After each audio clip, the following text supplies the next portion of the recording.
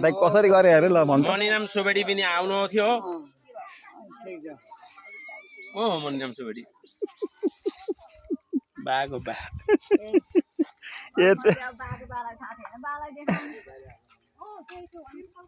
कहाँ गयो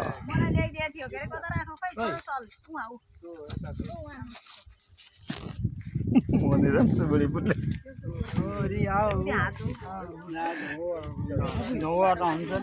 लिएर आउने सल्लाह दिनु होला नि होइन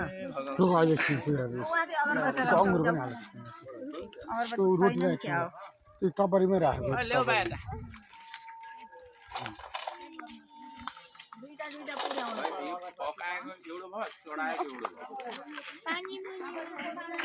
हजुर जाउँ गरी गरी हो